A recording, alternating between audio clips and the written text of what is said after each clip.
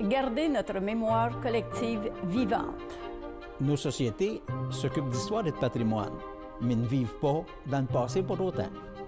Valoriser le passé en répondant présent pour le meilleur de l'avenir. Il existe plusieurs formes de patrimoine auxquelles on tente de contribuer. Le patrimoine traditionnel, le patrimoine industriel, le patrimoine moderne, le patrimoine humain sont autant de volets que nous essayons de combler. De par ses collections, elle raconte le récit de personnages, de héros petits et grands, de bâtiments historiques, d'institutions civiles ou religieuses, ou encore d'industries.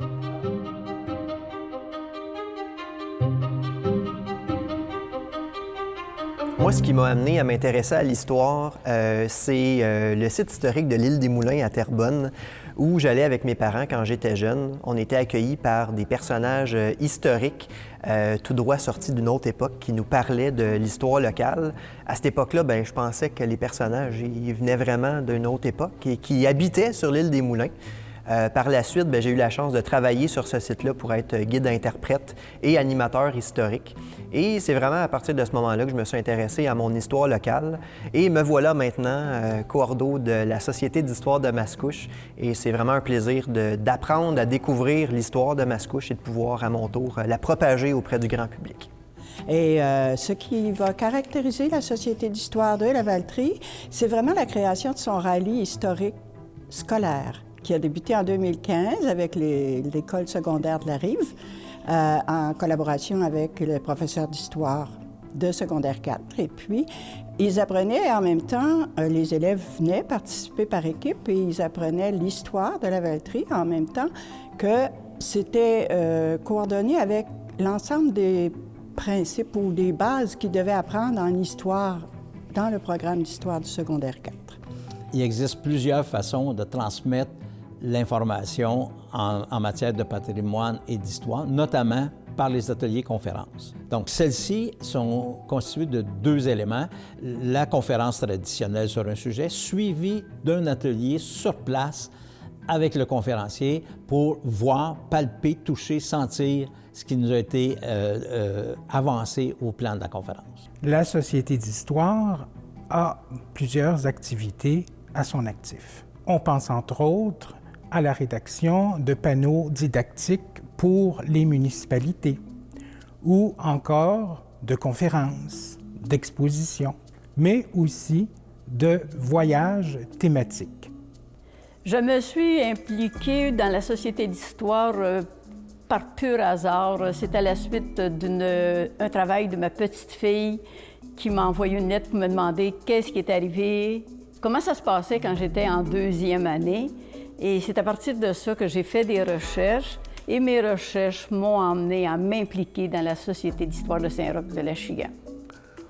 La Maison d'histoire est située dans ce qu'on appelle le Vieux-Terrebonne. C'est vraiment le quartier historique, là où est né le village.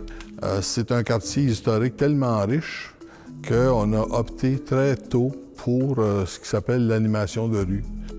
On est également bien motivé par le patrimoine immatériel ou le patrimoine vivant. Depuis quelques années, on va réaliser certaines actions grand public comme des soirées de contes, des soirées de danse traditionnelle, des soirées de musique trad. Et on va réaliser aussi des entretiens avec des porteurs de traditions de notre territoire pour documenter et mettre en valeur leur savoir-faire.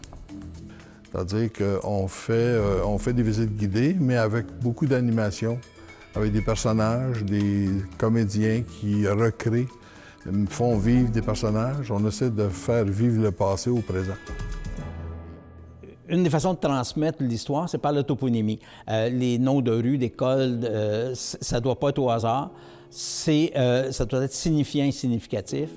Nous croyons important de redonner plus de place aux femmes dans l'histoire parce qu'on sait que les contrats, les concessions, tout était fait au nom du mari et malheureusement, souvent, leur contribution a été négligée, sous-estimée. Nous, on est particulièrement fiers d'avoir travaillé, édité et produit un livre sur Agathe de Saint-Père, la seigneuresse des lieux, mais aussi et surtout la première véritable femme d'affaires au Québec. Depuis plusieurs années, on conduit également des entrevues semi-dirigées, donc des entrevues avec des aînés qui ont des souvenirs, hein, qui ont vécu l'histoire. Et ça, bien, ça permet d'avoir un regard très personnel des faits historiques et de documenter l'histoire. Bon, à la Société d'histoire, il y a plusieurs personnages, autant hommes que femmes, qui ont marqué l'histoire et qui, personnellement, m'ont marqué aussi. Je me suis intéressée au Moulin Bleu avec la famille Saint-André qui a marqué l'histoire de ce moulin-là, une histoire qui est tellement intéressante et tellement fascinante. À découvrir ces personnages qui ont habité, qui ont construit ces lieux-là. Et le personnage de Madame Colville, qu'on appelait aussi la millionnaire de Mascouche, m'a particulièrement fasciné. Dernièrement, j'ai eu la chance de prendre contact avec un des petits-fils de Madame Colville et on s'échange des courriels depuis. Il me raconte des histoires personnelles à propos de sa famille. C'est des petites histoires comme ça qui nous animent et qui nous raccrochent à la passion du travail. Jusqu'à tout récemment, on n'avait pas de local fixe. On s'est installé dans la maison d'histoire à Terrebonne, sur la rue Saint-André. C'est notre siège social. Ce bâtiment-là a été construit en 1922.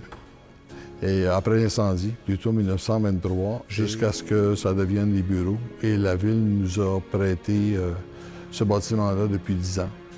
Alors, dans ce bâtiment-là, on a des salles d'exposition, où on a des expositions temporaires. Et à l'étage, on a une salle de recherche, où on a des collections et où les membres peuvent venir faire de la recherche et des études sur l'histoire de Terrebonne et son patrimoine. Mais ce qui caractérise davantage la Société d'histoire, c'est avant tout sa collection de documents archivistiques, d'archives, qui, pour le plus ancien, remonte à 1672. Et évidemment, sa collection de documents iconographiques, qui compte jusqu'à 50 000 documents, et on parle ici, entre autres, de photographie. Pas étonnant qu'en 2017, la Bibliothèque et Archives nationales du Québec ait reconnu la Société d'histoire comme service d'archives privé agréé. En 2003 et en 2013, la Société d'histoire a participé avec la municipalité à citer 9 bâtiments historiques pour leur valeur architecturale et leur valeur aussi historique. Depuis 2008, on a un bulletin qu'on a appelé Souvenirs. On écrit des chroniques uniquement sur l'histoire locale. On a aussi la création de certains livres écrits par notre président, M. Jean Hétu. Et actuellement, c'est la promotion de son dernier livre qui s'appelle « Les vieilles familles de la Valtrie ». Le dernier mouvement, disons, qu'on a fait, la dernière implication, a été pour s'assurer à l'avant de l'église de la Valtrie, qui s'est faite à l'automne 2021, en fait, que le patrimoine matériel soit bien conservé. La Société s'implique aussi au niveau du patrimoine immatériel, comme par exemple la fondatrice Madame Rosalie Cadron, là, où on voit son histoire avec la maison Rosalie Cadron à la Valtrie.